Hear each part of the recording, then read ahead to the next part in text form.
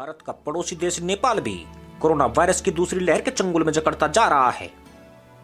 करीब 3 करोड़ की आबादी वाले इस छोटे से देश में पिछले महीने तक एक दिन में संक्रमण के करीब 100 मामले दर्ज किए जा रहे थे, लेकिन अब वहां एक दिन में 10,000 के करीब मामले आ रहे हैं।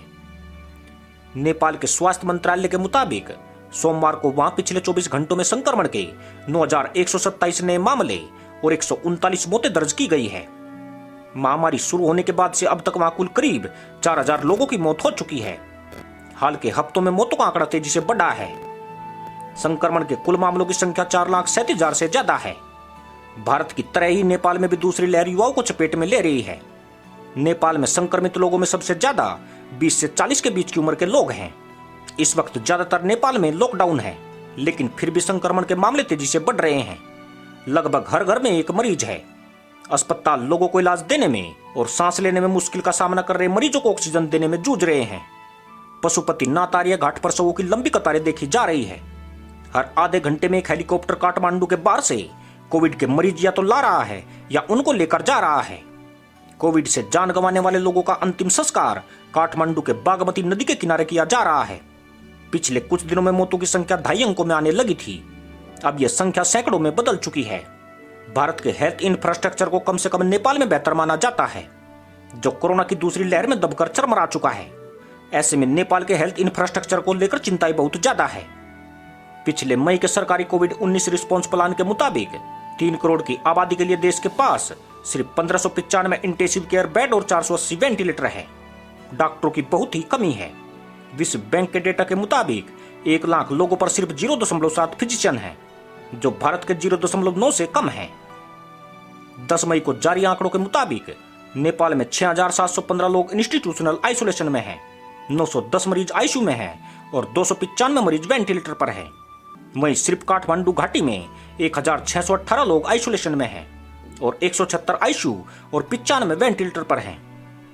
लेकिन कई लोग जो घर में आइसोलेट हैं और उन्हें अस्पताल में बेड या इलाज नहीं मिल पा रहा है, वो भी ऑक्सीजन के कम स्तर से जूझ रहे हैं। 10 मई के आंकड़ों के मुताबिक देश भर में 86,426 लोग होम आइसोलेशन में हैं। इसे 8 मई को नेपाल के हेल्थ इमरजेंसी ऑपरेशन सेंटर की ओर से बताया गया था कि देश के 77 में से 22 जिलों में हॉस्पिटल बेड की कमी है। नेपाल के स्वास्थ्य मंत्रालय ने बीते हफ्ते एक बयान में कहा था कि स्थिति बेकाबू हो रही है। बयान में कहा गया था कि संक्रमण के मामले इतने बढ़ गए हैं कि हेल्थ सिस्टम के नियंत्रण से बाहर जा चुके हैं। अस्पतालों में बेड मुहैया कराना मुश्किल हो गया है। इसके साथ ही नेपाल का वैक्सीनेशन रेट भी बहुत कम है। बीते महीने के अंत तक सिर्फ 7.2% आबादी को ही वैक्सीनेशन का कम से कम 1 डोज मिल सका था। नेपाल के अस्पतालों में बढ़ते मरीजों के लिए बेड नहीं है और ऑक्सीजन भी खत्म होती जा रही है। कई परिजनों का कहना है कि उनके मरीज की जान इसलिए गई क्योंकि उन्हें ऑक्सीजन का सिलेंडर नहीं मिला। यहां तक कि राजधानी काठमांडू के बड़े प्राइवेट अस्पताल गंभीर मरीजों की बढ़ती तादाद नहीं संभाल पा रहे हैं। वो कह रहे हैं कि उनके यहाँ ऑक्सीजन और सिलेंडर खत्म हो रहे हैं। रोजाना के आधे से ज्यादा मामले काठमांडू, भक्तपुर और ललितपुर में ही दर्ज किए जा रहे हैं। सबसे ज्यादा मामले राजधानी काठमांडू में सामने आ रहे हैं। अब तक सबसे ज्यादा 863 मौतें भी वहीं हुई है। मरीजों के परिवार और मित्र शहर में भागते फिर रहे हैं और ऑक्सीजन निर्माताओं और फार्मेसी से उनके लिए ऑक्सीजन बचाए रखने या सिलेंडरों को रिफिल करवाने की कोशिश कर रहे हैं। कई अस्पतालों ने कह दिया है कि ऑक्सीजन सप्लाई नहीं बढ़ाई गई तो वो कोविड-19 के और मरीजों को भर्ती नहीं करेंगे। दरअसल मौजूदा संकट के लिए ऑक्सीजन के गलत तरह से वितरण को जिम्मेदार ठहराते हुए स्वास्थ्य मंत्रालय ने शनिवार को 10 ऑक्सीजन निर्माताओं को नोटिस जारी किया था और कहा था कि मंत्रालय की चिट्ठी के बिना वो किसी सरकारी, निजी या सामुदायिक अस्पताल को ऑक्सीजन नहीं देंगे। सरकार के इस फैसले का प्राइवेट अस्पताल विरोध कर रहे हैं। उन्होंने कहा है कि फैसला प्राइवेट और कम्युनिटी अस्पतालों की मुश्किलें बढ़ाएगा और जीवन रक्षक गैस के लिए उन्हें कई सारी सरकारी अनुमतियों में वक्त बर्बाद करना पड़ेगा। काठमांडू के ऑक्सीजन प्लांट एक दिन में करीब 8,000 सिलेंडर ऑक्सीजन का उत्पादन करते हैं, लेकिन निर्माताओं का कहना है कि मौजूदा मांग उनकी क्षमता से ज्यादा बढ़ गई है। निर्माताओं ने रविवार से पत्र के बिना किसी को ऑक्सीजन देना बंद कर दिया है।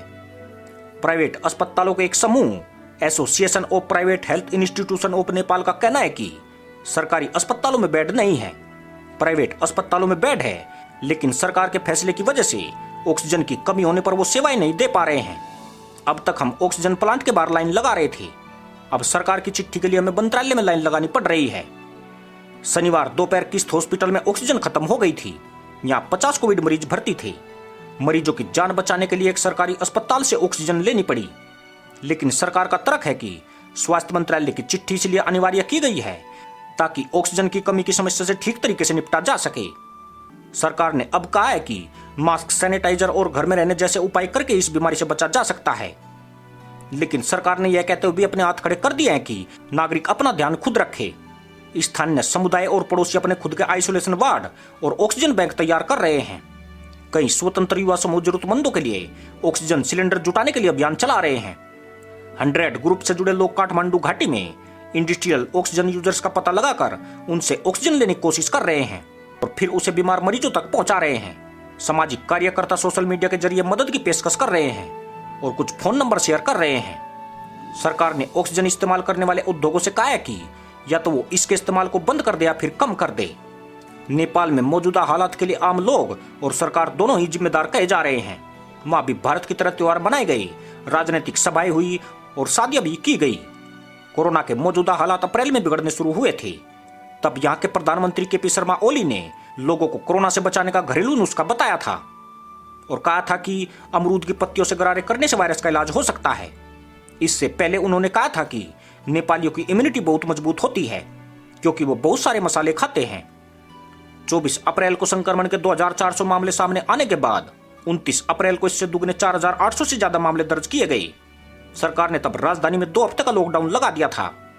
इसके अगले दिन स्वास्थ्य और जनसंख्या मंत्रालय ने माना था कि वो कोविड संकट से घिर गए हैं। इस संकट के लिए कुछ लोगों ने भारत को भी जिम्मेदार ठहराया था, जिसके साथ उसकी सीमा खुली हुई है और नेपाली लोगों को भारत से अपने देश जाने के लिए पासपोर्ट नहीं दिखाना होता है।